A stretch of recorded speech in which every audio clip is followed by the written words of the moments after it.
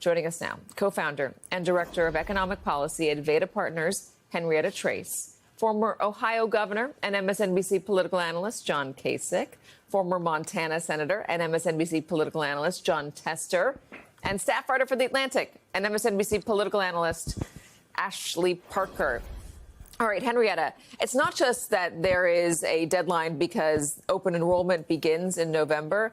The healthcare companies also have to set prices, and right now they are assuming that some people will stop paying for healthcare because they're not going to afford it any longer. They're also assuming those people are going to be largely healthy people and that the cost of supporting and caring for everybody else is going to go up.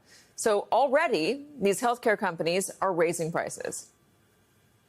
Yeah, inflation across so many different categories is through the roof right now. I think today's, just moments ago, action from the administration lifting their proposed triple-digit tariffs on Pfizer tells you everything you need to know. Americans are worried about healthcare prices. They're worried about pharmaceutical prices. And the president's tariffs drive those costs up by whatever tariff rate he puts on. So he's actively backpedaling right now, and I think that really paints a very clear picture that they've gone too far. And the healthcare state of play in the United States is a very solid, fertile ground for the Democrats to focus on going into this shutdown.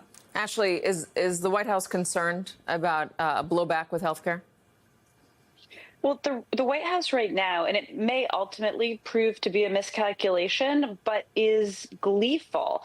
They think this is a shutdown that the Democrats will own, that will work to their advantage politically, and that they can use to do what Trump and Russ Vought and other people in his administration have long wanted to do, which is essentially destroy the administrative state. Not close, but lower, minimize the federal bureaucracy, lay off a number of workers who work for agencies that they don't particularly like, who they deem non-essential. So again, the polling right now is basically split. People blame Republicans a bit more than Democrats, but right now the White House is not worried, although again, these things can change quite quickly. People are clearly pretty fed up with Washington, Senator. They don't see it as a place where anything gets done. How do you restore faith in an institution that appears to be there only to make the other side look bad? Take away all their toys and make them act like adults. I mean, the truth is that governing is not a game. It is real. It affects real people, working families and small businesses and everybody else. And the blame game doesn't do anybody any good. I could talk about why I think it's the Republicans. John Kasich may be able to talk about why he thinks it's the Democrats. The truth is they're both to blame. And in the end, people expect their government to work and work for them. I think the biggest fallout of all this is people lose faith in government. And when that happens, bad things can happen to democracies. So, look, Congress needs to start working. They haven't worked in 9 months. They've done everything the president's told them to do. No questions asked, no hearings, no nothing. They just do what the president wants them to do. And I think it's long past time that Congress starts acting like the legislative branch that they are in the Constitution and do their job. And one of those things is funding the government. And do that. If the president doesn't like it, let him veto it. But in the end, I think it's about lowering costs for Montana's working families and small businesses and making sure government works for regular folks. So, Governor Kasich, you were on the House, you were the chair of the House, you were the House budget chair back in 1995. You supported shutdowns back then. Usually, when you got to get one of these things passed, if you don't have a supermajority, you got to work with the other side. You have to give them something. Right. Have to compromise a little, come to the table. Republicans have not done so this time. Am I wrong to say that that is a unique scenario, that normally in the past there has been some negotiation? Yeah, I mean, think about this. I was the chairman of the Budget Committee. We did go through shutdowns. I would have made the case that we really wanted to be serious about balancing the budget. That's what we were fighting for.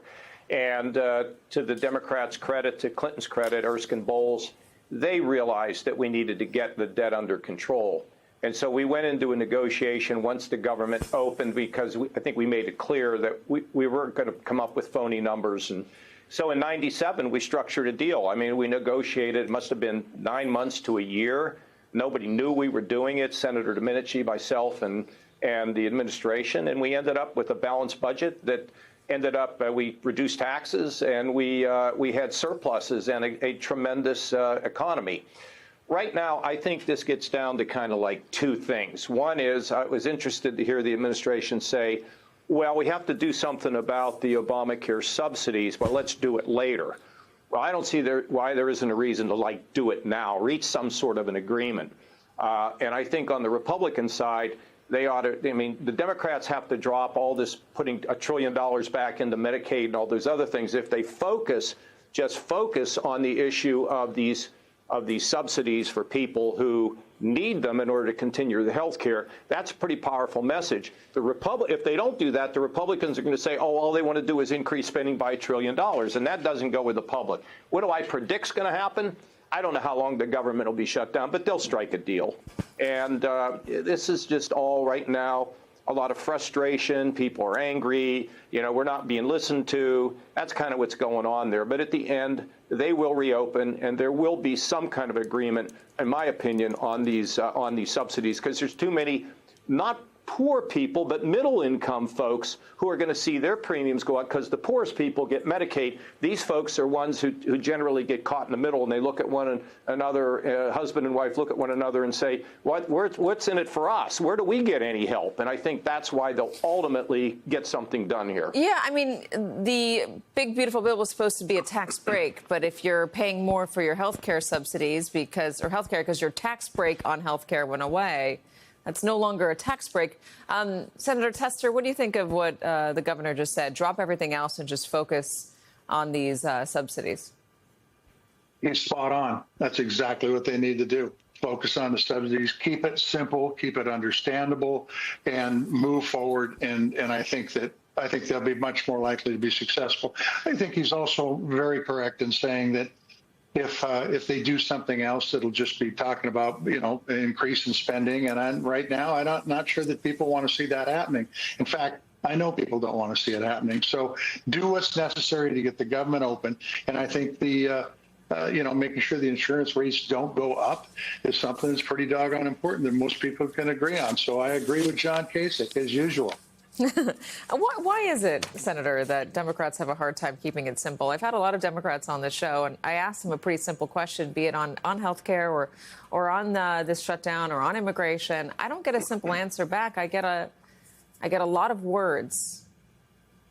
Yeah, well, I mean, it's a problem with most politicians. They talk too much and don't listen enough. And I can tell you that the simpler you can keep it, the better off it's going to be, and the more people will accept your position. Something you have to work on. And Katie, look, we're approaching the midterms. A lot of this is going to, is this going to have an impact on the midterms? What the Democrats have to be concerned about is, do they have a message?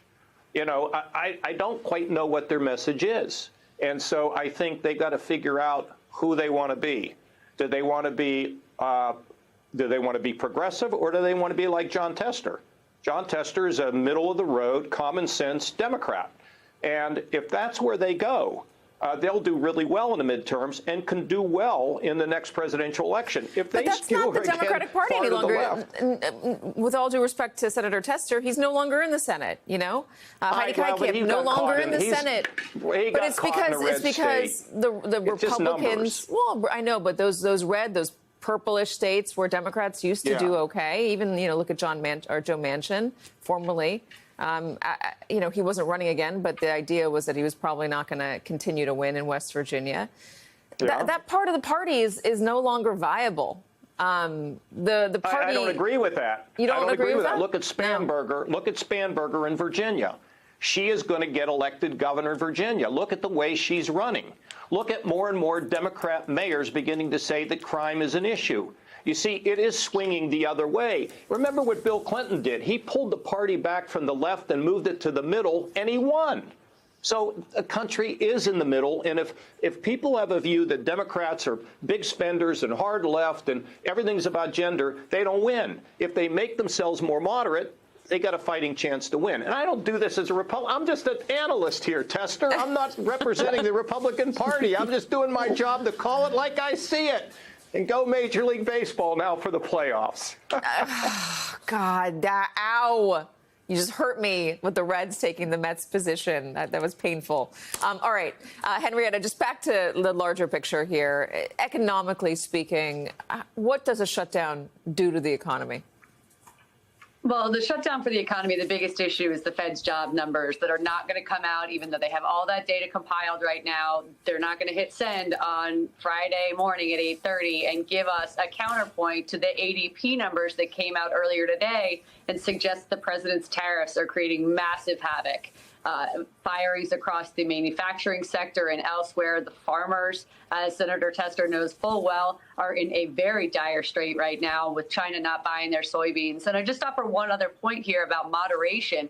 The president is targeting blue states with these spending cuts. And the reason he has a majority in the House of Representatives is because they won moderate Republicans in those blue states. So if you start cutting back and being aggressive and being hyper-partisan and making the shutdown blue versus red, you're going to alienate the very red congressman that gave you the majority in the House in the first place. With a two-seat margin, you're playing with fire.